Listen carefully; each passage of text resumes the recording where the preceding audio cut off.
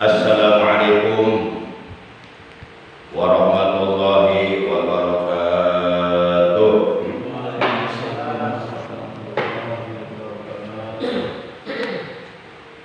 A'udzu billahi minasyaitonir rajim.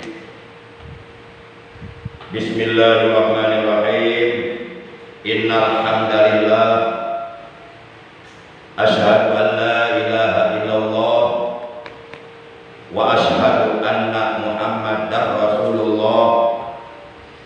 Allahumma shalli wa sallim wa barik ala Rasulillah Sayyidina Muhammad ibn Abdillah wa ala alihi wa sahbihi wa man tabi'ahu min jami'i ummati amma ba'd.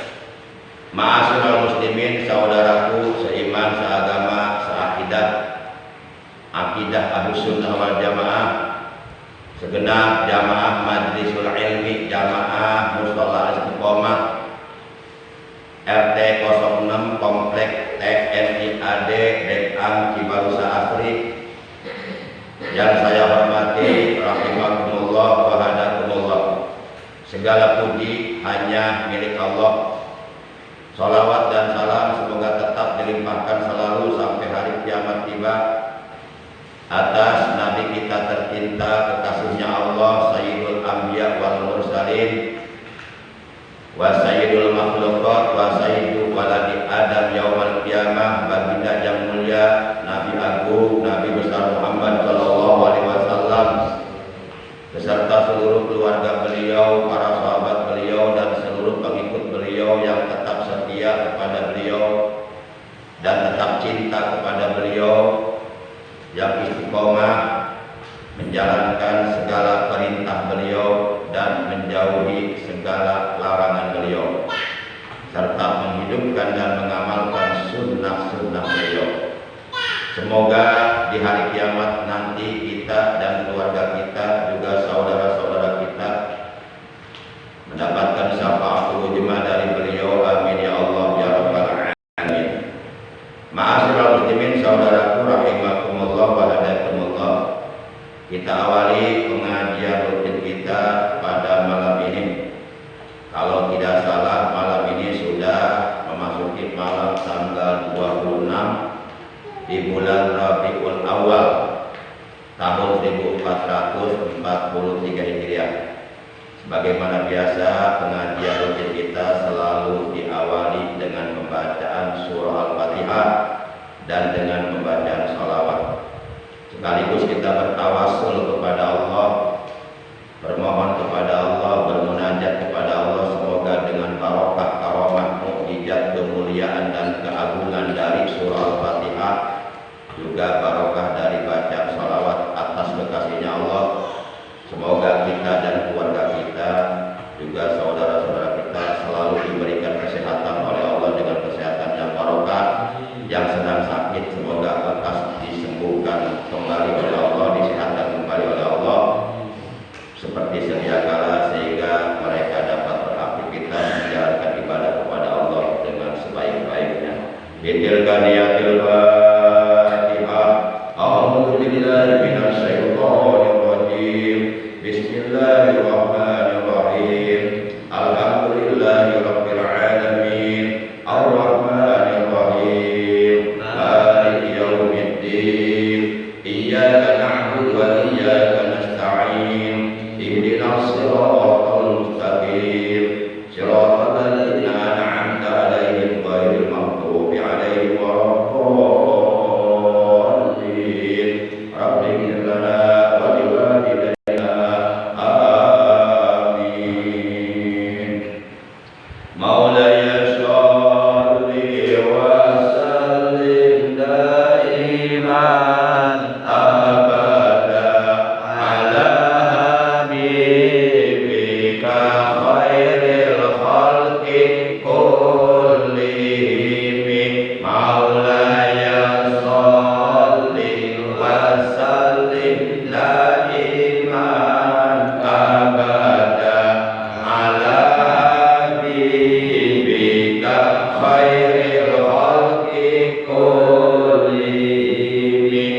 Manusia manusia paling mulia Nabi kita Muhammad, manusia paling agung Nabi kita Muhammad, manusia paling tampan Nabi kita Muhammad, paling indah paras wajahnya Nabi kita Muhammad. Maulaya sholli wa sallim daiman abada ala habibika khairil khalqi kullihim, paling tinggi derajatnya Nabi kita Muhammad, paling tinggi pangkatnya Nabi kita Muhammad. Maulaya sholli wa sallim daiman abada ala habibika khairil khalqi kullihim, paling bagus akhlaknya Nabi kita Muhammad, paling mulia budi pekertinya Nabi kita Muhammad. Maulaya sholli wa sallim daiman abada ala habibika khairil khalqi kullihim.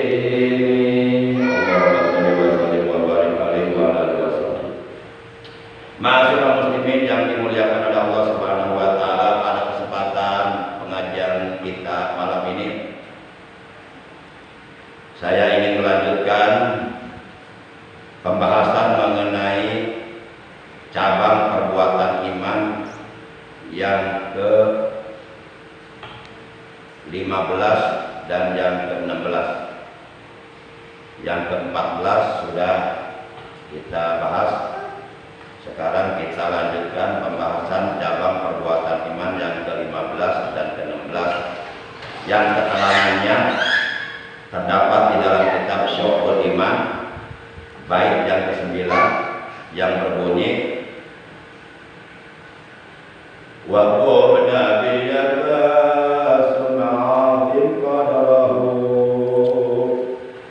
wa baqal bidinika mayurabika masanu wa qulna biyaka sun'atin qadarahu wa baqal bidinika mayurabika masanu wa qulna biyaka sun'atin qadarahu wa baqal bidinika mayurabika masanu. Wahbub, dan cintailah olehmu. Jadi kita diperintahkan oleh Allah, oleh Rasulullah untuk mencintai Rasulullah. Wahbub, dan cintailah olehmu Nabi yaka, nabimu, yaitu Nabi Muhammad SAW. Beliau adalah benar-benar Nabiullah, beliau adalah benar-benar utusan Allah yang diutus oleh Allah ke alam dunia dengan membawa ajaran agama Islam, yang diutus oleh Allah ke alam dunia.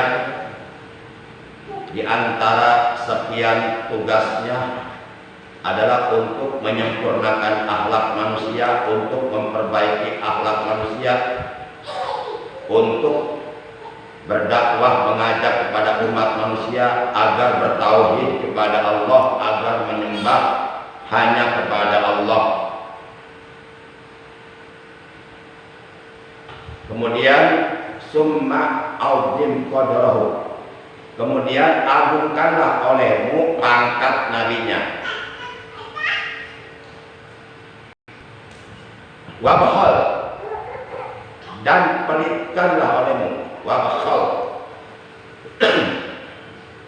dan pelitkanlah olehmu bidinika agamamu. Ma yura bika maksam, bagimu memelitkan agamamu oleh agama tidak dipandang dosa. Dalam bait yang ke-9 ini, musannif pengarang kitab Syu'bul Iman menerangkan tentang 3 macam perbuatan iman. Yang pertama,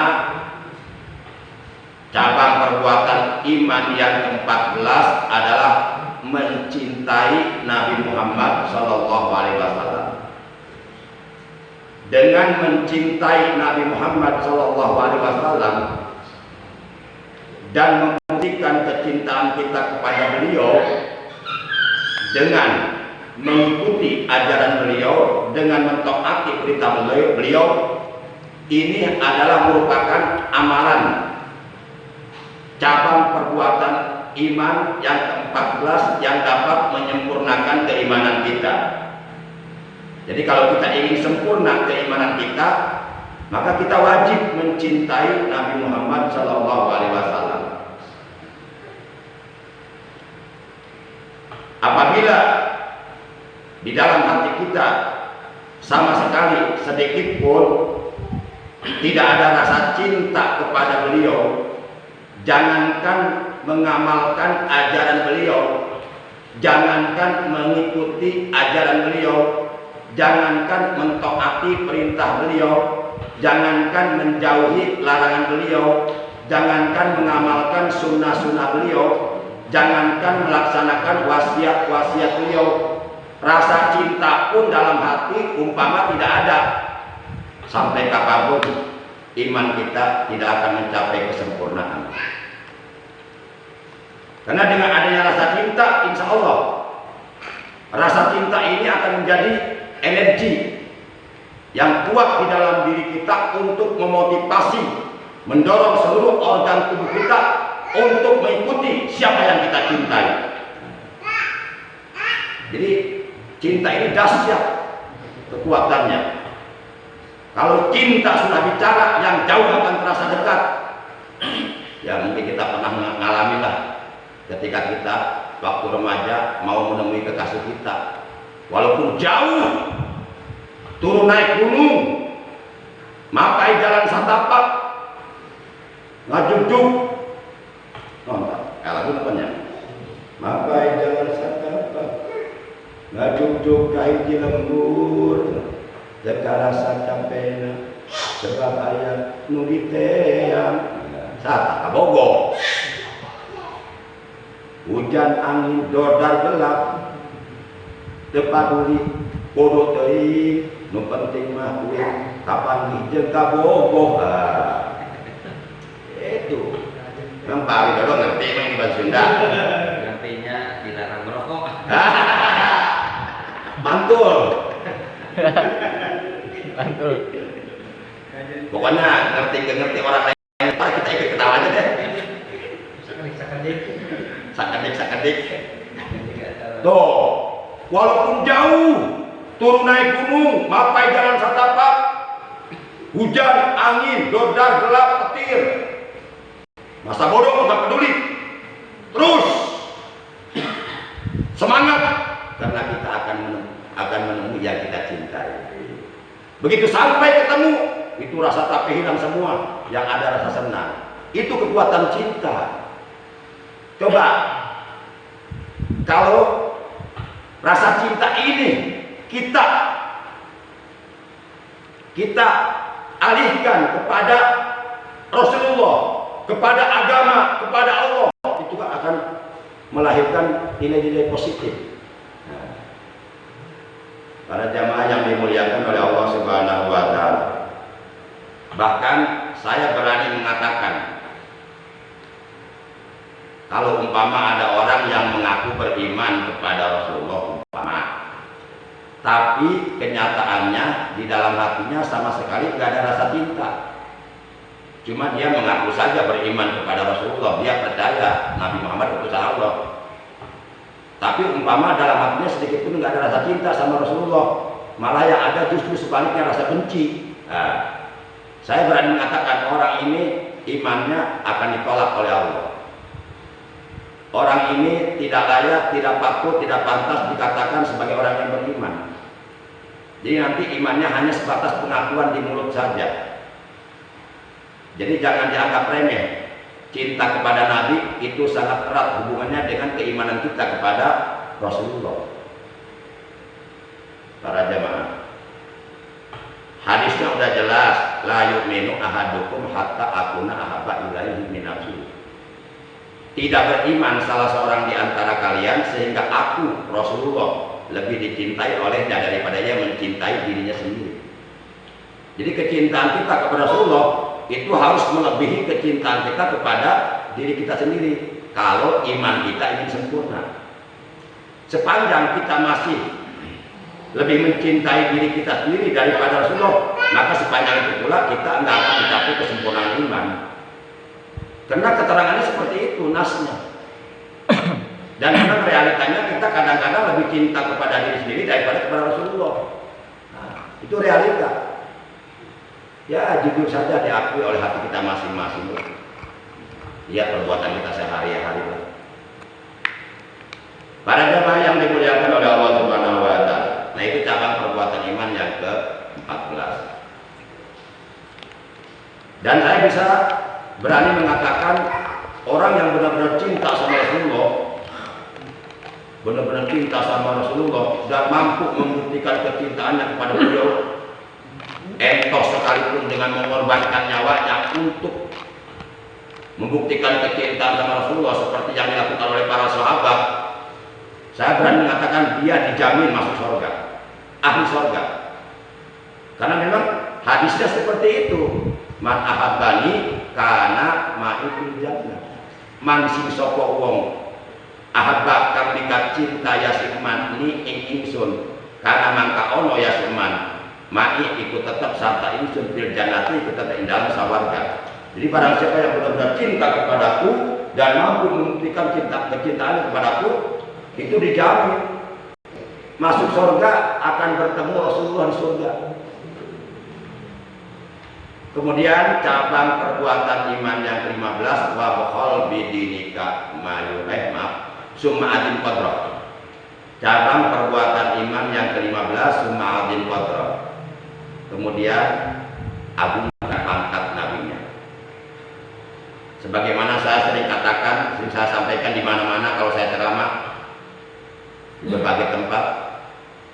Saya sering mengatakan kepada kaum muslimin, tidak ada pangkat yang paling tinggi kecuali pangkat Nabi. Tidak ada pangkat yang paling tinggi kecuali pangkat Nabi. Selain pangkat Nabi itu kecil. Kenapa? Karena pangkat Nabi ini adalah pangkat yang secara langsung diberikan oleh Allah atas kehendak Allah kepada hamba pilihan Allah. Itu pangkat Nabi. Apa itu Nabi? Menurut keterangan dalam kitab Fathul Mu'in, definisi atau pengertian Nabi adalah Jakarul Hurrun uhiya ilaihi walam yukmar bitablighihi. Nabi itu adalah seorang laki-laki yang merdeka yang diberi wahyu oleh Allah kepadanya dan tidak diperintahkan oleh Allah untuk menyampaikan wahyu itu kepada seluruh umat manusia. Jadi kalau Nabi itu diperintahkan menyampaikan wahyu Allah hanya kepada kaumnya saja. Tapi kalau Rasulullah, Nabi kita, itu kepada seluruh umat manusia. Nah, jadi pangkat Rasul ini di atas pangkat Nabi, walaupun dua-duanya sama-sama utusan Allah. Cuma sedikit terjadi perbedaannya terkait dengan perintah menyampaikan wahyu itu. Kalau Nabi diperintahkan menyampaikan wahyu hanya kepada kaumnya masing-masing. Tapi kalau Rasulullah itu diperintahkan menyampaikan wahyu kepada seluruh umat manusia di seantero dunia. Baik Nabi maupun Rasul itu dua-duanya laki-laki merdeka. Tidak ada dan belum pernah dan tidak akan pernah Allah mengutus Nabi seorang perempuan, apalagi bencong. Lucu kalau Nabinya bencong ya. Nabi itu orang sempurna, sempurna perawakannya, akhlaknya, pokoknya udah pilihan Allah. Makanya pangkat Nabi ini pangkat yang paling tinggi, karena pangkat ini hanya diberikan oleh Allah kepada hamba pilihan Allah atas kehendak Allah. Pangkat-pangkat selain Nabi itu pangkat diberikannya oleh manusia. Manusia dengan Allah nggak ada apa-apanya. Kita bisa hidup karena oleh Allah dikasih nyawa. Nyawa bukan buatan kita. Kita bisa melihat karena oleh Allah dikasih mata. Mata bukan buatan kita. Makanya orang sangat takabur kalau merasa diri lebih baik daripada Allah. Oh, takabur. Kita nggak bisa apa-apa. Kita bisa apa-apa karena oleh Allah dikasih berbagai macam nikmat. Kita bisa jalan. Itu karena Allah ngasih kita kaki. Kaki bukan buatan kita. Begitu kita lahir tidak ada kakinya. Itu ciptaan Allah. Maka banyak-banyaklah bersyukur kepada Allah. Caranya kaki digunakan untuk melangkah ke masjid, ke mushola untuk berjamaah. Itu mensyukuri nikmat kaki. Kaki digunakan dilangkahkan ke pengajian. Itu mensyukuri nikmat kaki. Kalau kakinya dilangkahkan ke tempat-tempat maksiat, nanti kakinya dibakar oleh Allah. Para jamaah yang dimuliakan oleh Allah Subhanahu wa Ta'ala. Jadi cabang perbuatan iman yang ke-15 yang apabila kita mampu mengimplementasikannya, mengaplikasikannya, merealisasikannya, menerjemahkannya di dalam kehidupan kita sehari-hari adalah mengagungkan pangkat Nabi. Kalau kita sudah bisa mengagungkan pangkat Nabi, maka bagi kita Nabi adalah segala-galanya. Kalau kita sudah mengagungkan pangkat Nabi, maka kita akan mengatakan, saya siap bela Nabi dengan mengorbankan nyawa saya. Saya siap bela agama yang dibawa oleh Nabi dengan mengorbankan harta dan jiwa raga saya. Kalau orang sudah mengagungkan pangkat Nabi, maka dia akan semakin kuat imannya nanti. Saya akan marah ketika saya mendengar ada orang menghina Nabi. Saya siap cabut pedang untuk menebas batang lehernya, karena saya mengagungkan pangkat Nabi. Saya tidak terima Nabi saya dihina. Begitu akan muncul kekuatan dari dalam diri kita, akan muncul keberanian. Nah, itu cabang perbuatan iman yang ke-15, mengagungkan pangkat Nabi. Maka alangkah sangat amat disayangkan ada orang ngaku beriman kepada Nabi tapi nggak mau mengagungkan pangkat Nabi. Ketika Nabi dihina, dia sedikit pun tidak ada rasa kesel, tidak ada rasa benci kepada orang yang menghina Nabi. Nggak peduli masa bodoh Nabi saya mau dihina atau tidak, bodoh amat, yang penting saya hidup enak. Naudzubillah min dzalik. Orang seperti ini perlu dipertanyakan keimanannya. Tapi rata-rata orang yang menghina Nabi ujung-ujungnya tersiksa hidupnya. Belum lama di Swedia seorang kartunis kan, namanya siapa? Lars Fischer. Dia bersama keluarganya naik mobil, kemudian dikawal oleh orang polisi. Tiba-tiba mobil yang ditungganginya nabrak truk gede, langsung kemudian terbakar. Sementara dia dan keluarganya masih posisi di dalam masjid. Mobil sudah terbakar semua. Dia menjerit-jerit, minta tolong, nggak tertolong. Hidup-hidup dipanggang dibakar api neraka karena dia perbuatannya suka menghina Nabi melalui kartun-kartun yang dia buat untuk menghina Nabi. Itu seorang kartunis Swedia. Rata-rata orang yang menghina Nabi ujung-ujungnya tersiksa. Allah buktikan ajarnya di dunia. Mungkin di awal-awal dia nggak apa-apa, tapi ujung-ujungnya lihat aja. Maka hati-hati, jangan menghina pangkat Nabi. Lah kita jangankan pangkat Nabi, kita punya komandan jenderal 4, bintang 4, pangkatnya jenderal. Bintang ada berapa? Bintang ada berapa bintang? Kalau dalam TNI ada 4 ya. Ada 4 ya. Bintang 1 namanya Brigjen, Brigadir, Jenderal. Bintang 2 Letjen, Letnan, Jenderal. Bintang 3 Pak Bambang, mohon diralat kalau salah. Itu Pak, ini siapa ya? Oh, Pak Jul. Ya betul ya. Bintang 3 Majen ya. Mayor Jenderal ya. Letjen. Bintang 2 Majen berarti ya. Bintang 4 Jenderal. Kalau bintang 7 Kuyang. oh Kak Kuyang, aspirin. 16 dan 7. Kuyang. Kuyang aspirin.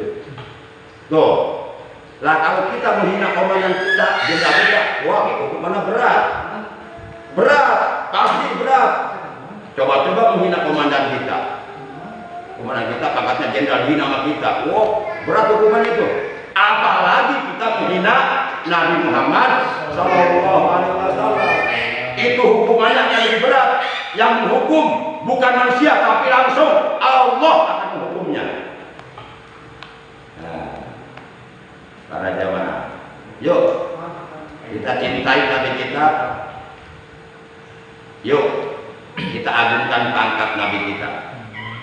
Beliau pernah bersabda, tasammau bismi wala taqnatu bi kunyati fa inna syaitana la yatamasalu bi surati. Beliau pernah bersabda, bernamalah kalian dengan namaku. Artinya Rasulullah membolehkan kita mempunyai nama untuk kita, untuk anak-anak kita dengan menggunakan nama Nabi, boleh.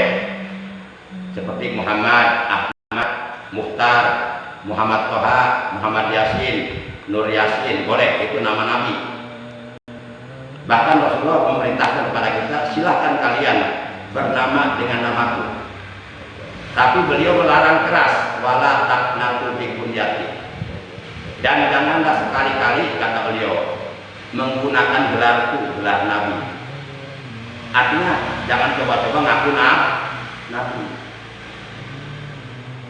Allah tidak akan pernah mengutus seorang Nabi pun. Allah tidak akan pernah mengutus lagi seorang Rasul pun setelah Allah mengutus Nabi kita tercinta Nabi Muhammad SAW. Kalau umpama di akhir zaman sekarang ini tiba-tiba ada orang mengklaim menyatakan diri Nabi, ngaku Nabi, itu orang itu murtad. Murtad wajib disuruh bertaubat. Kalau dia melawan tidak mau bertobat, itu wajib dihukum pancung, diputuskan lehernya dan dia mati dalam keadaan kafir, ahli neraka. Karena Rasulullah pernah menegaskan, ana akhirul anbiya wa antum akhirul umam wala nabiyya ba'di. Aku adalah nabi terakhir yang diutus oleh Allah ke alam dunia. Tidak ada nabi lagi sesudahku, dan kalian adalah umat yang terakhir. Wala nabiyya ba'di, dan sekali-kali tidak ada nabi lagi sesudahku. Maka kalau ada orang ngaku nabi, itu orang sesat dan menyesatkan. Wajib disuruh bertaubat. Kalau melawan, menentang, wajib dibunuh, darahnya halal. Kalau ada orang ngaku nabi.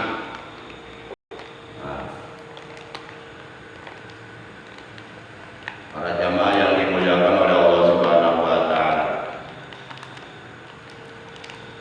Jadi silahkan kalian bernama dengan namaku, wala taqnatu bi kunyati, tapi jangan sekali-kali kalian menggunakan gelarku, gelar Nabi. Fa inna syaitana la yatamasalu bi surati. Sesungguhnya syaitan tidak mampu menyerupai wajahku. Setan manapun, iblis manapun, sehebat apapun iblis itu, sehebat apapun setan itu, tidak punya kemampuan untuk menyerupai wajah Rasulullah SAW. Wajah-wajah yang lain sealam dunia bisa diserupakan oleh setan. Dalam mimpi datang kepada kita, setan menampakkan wajah seorang ulama besar, padahal mau mengelabui kita. Tapi setan tidak punya kemampuan datang dalam mimpi kepada kita menyerupakan wajah Nabi, tidak ada kemampuan. Makanya kalau ada orang benar, jujur, pernah bertemu Nabi dalam mimpi, itu yang datang Nabi beneran itu. Asli pasti Nabi beneran itu. Kalau umpama ada orang pernah bermimpi ketemu Rasulullah dalam tidurnya, itu Nabi asli beneran yang datang, bukan setan menyerupakan wajah Nabi. Karena syaitan tidak mampu menyerupakan wajah Rasulullah SAW. Tapi Rasulullah enggak sembarangan datang kepada seseorang. Tentu yang beliau datangi orang-orang soleh, orang-orang yang ketakwaannya mantap, prestasi ibadahnya luar biasa, johir batinnya bersih suci dari penyakit-penyakit hati, dari sifat-sifat tercela. Bisa saja Rasul datang kepada orang itu di dalam tidurnya melalui mimpi. Dan banyak ulama-ulama khos, ulama-ulama ma'rifat, ulama-ulama hakikat yang didatangi Rasulullah dalam tidurnya melalui mimpi. Nah ini orang sholat kagak, ngaji kagak, ilmu agama buta, tiba-tiba ngomong saya semalam mimpi ketemu Rasul.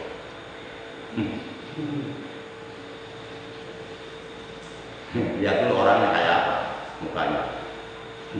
Kalau mukanya kayak dukun jangan percaya. Kalau dia nggak pernah ngaku mimpi ketemu Rasul. Hoak, dusta besar itu, mau mengelabui orang biar orang percaya. Nah yang ke-16, jaga perbuatan iman. Yang ke-16, yuk pelitkan agama kita, pertahankan agama Islam sampai terbawa mati. Dalam Al-Quran Allah berfirman, wala tamutunna illa wa antum muslimun, dan janganlah sekali-kali kamu mati kecuali kamu dalam keadaan Islam. Karena di akhirat, di hari kiamat, Allah hanya akan meridhoi, Allah hanya akan menerima agama Islam.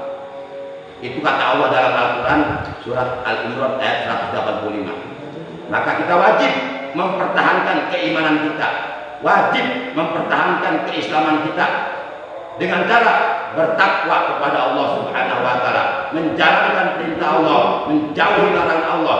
Dengan sababiah kita menjalankan perintah-perintah Allah, menjauhi larangan Allah, maka insya Allah keimanan kita, keislaman kita akan terjaga dan akan terbawa mati, sehingga kita meninggal dunia dalam keadaan husnul khatimah, membawa iman dan Islam, dan akhirat kita akan jadikan ahli surga. Amin ya Allah ya rabbal alamin. Demikian 3 macam cabang perbuatan iman yang dapat menyempurnakan keimanan kita kepada Allah, yaitu mencintai Rasulullah, mengagungkan pangkat nabinya, dan memelihara